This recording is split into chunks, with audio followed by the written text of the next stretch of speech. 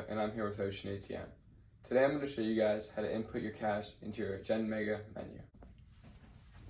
The first thing you are going to do is enter the menu of the machine, selecting Enter, Clear, Cancel 1, 2, 3, and inputting your 6-digit password.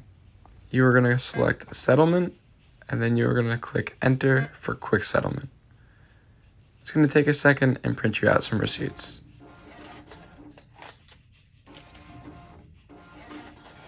After the receipts are printed, you're going to enter the number of bills you are putting into the machine.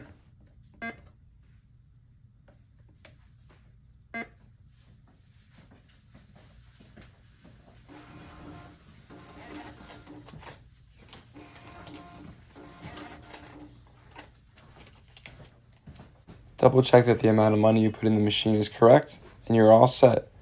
If you guys have any comments or questions, let us know down below. Subscribe and like for more videos.